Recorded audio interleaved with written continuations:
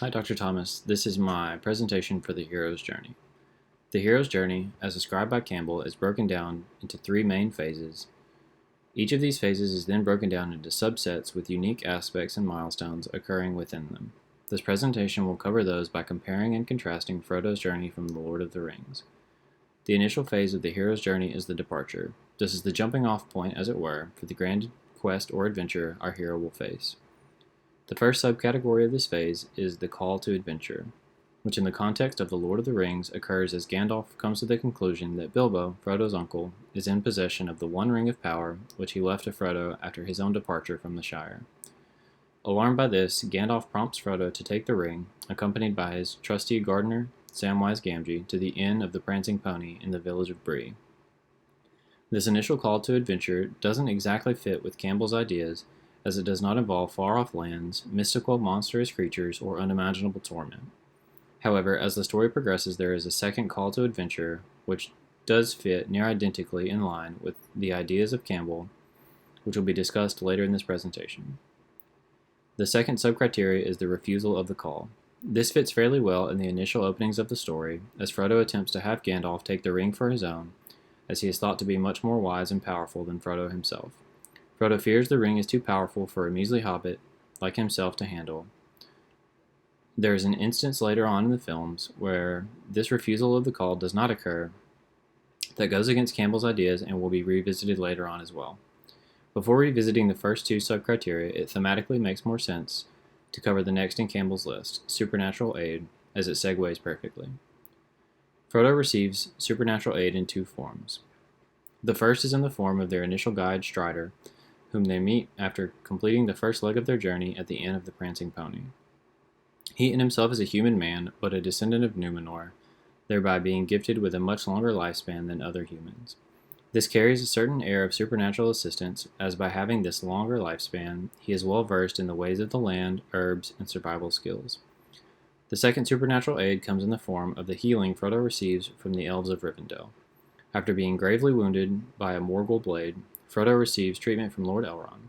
He uses elvish medicine, which is inherently infused with magic in order to prevent Frodo from being turned into a wraith himself. This supernatural aid falls somewhat in line with Campbell's writings, but does not also follow it exactly. Neither Strider nor Elrond give Frodo any material objects or talismans to aid them, as occurs in Campbell's writings. But they are given some of these things later, which will prompt a second mention of this subcriteria. To revisit the first subcriteria is very important at this point, and again is thematically appropriate.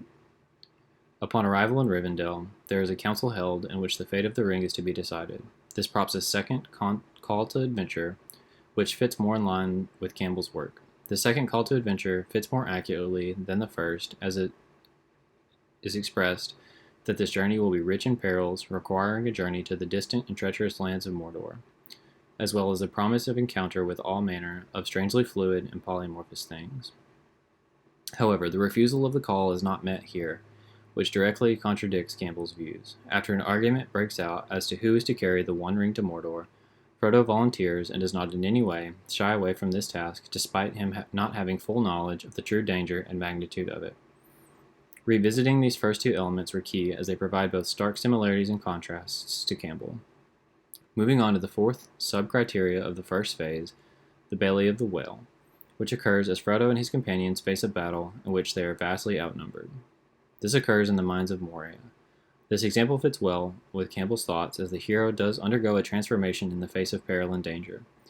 When confronted with the mass number of orcs and goblins, Frodo makes a choice not to cower down, but instead to face his threat head-on. This is a surprising decision, as it goes against the nature of the hero, as hobbits are not known for being great battle-tested warriors. But this choice is made not for self-preservation, but for the preservation of the entire adventuring party.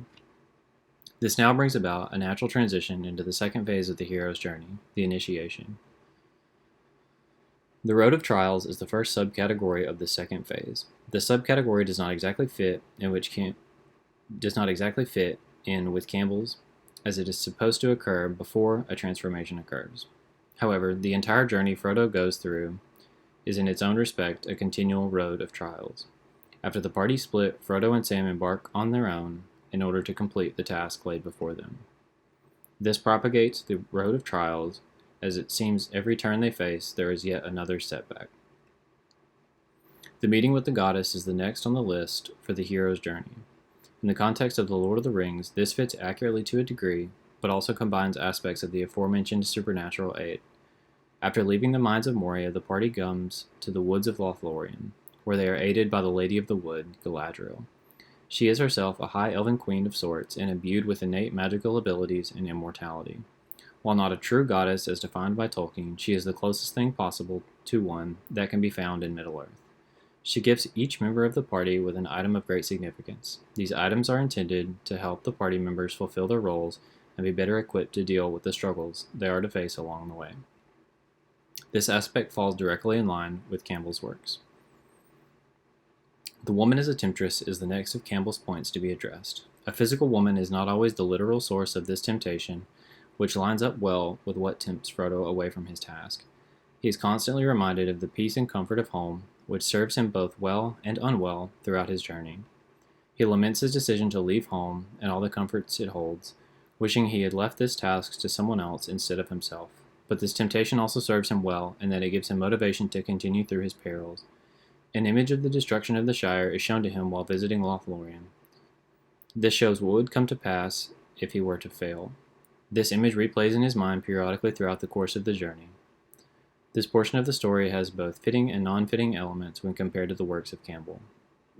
The atonement of the father, next both thematically in Frodo's journey and in Campbell's list. While there is no person Frodo must atone to, as is acceptable as Campbell saw it, he is confronted by what all the previous steps would have led up to in his journey, and this too lines up with Campbell's works and how he saw it.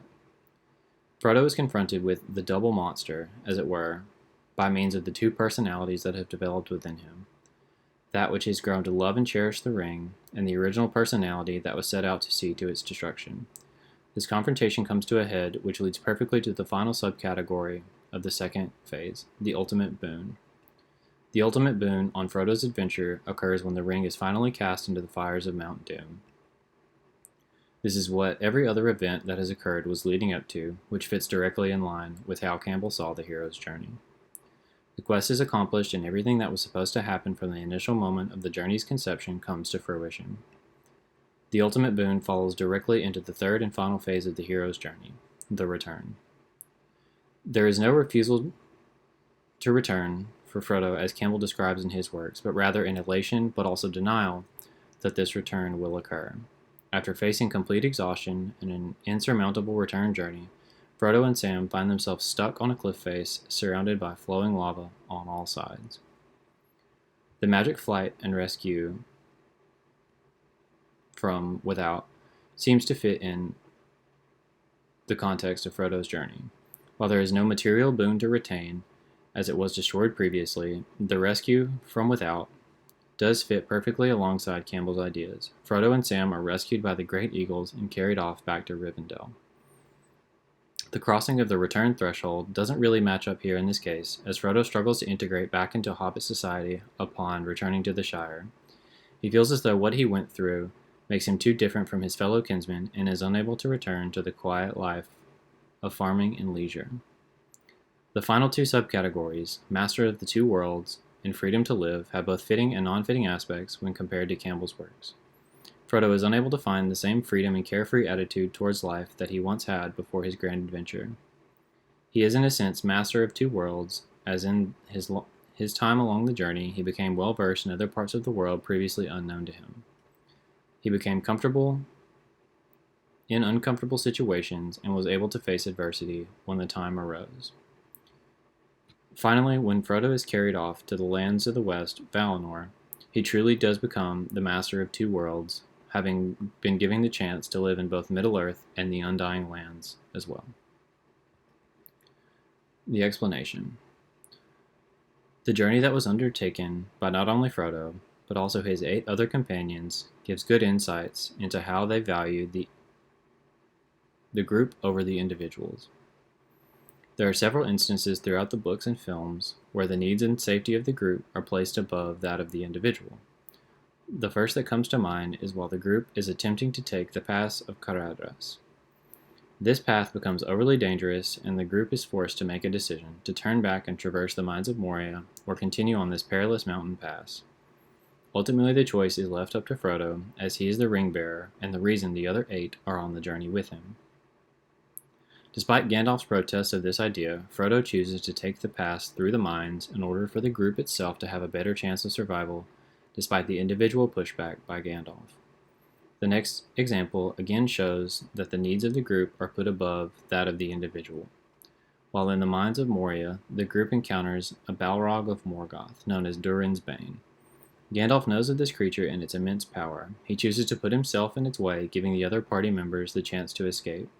This selfless act gives a perfect example of Gandalf putting his own needs ahead of his own self-preservation, as he knows he is the only one that would have even a chance of fending off or defeating this great foe. Another example comes to mind of the group being valued over the individual. In the third film, Aragorn, Legolas, and Gimli take the path of the dead in order to recruit the ghost soldiers of Dunharrow to aid them in defending Gondor. If the name isn't suggestive enough, no one makes it out of this path alive. However, Aragorn is the only one who can release them from their entrapment in Middle-earth by letting them fulfill their oath. He puts the safety and lives of the people of Gondor above his own and embarks on this perilous task, showing great selflessness. Another example is of Merry and Pippin. They chose to follow Frodo along his journey from Rivendell to Mordor, again forsaking their own safety in order to aid their fellow kinsmen. They could have just as easily returned to the quiet comfort of the Shire, but chose not to. The final and most important example of this is Frodo deciding to take the ring to Mordor. He knows that this is going to be a task way greater than himself, but he also understands that the fate of the world is in his hands.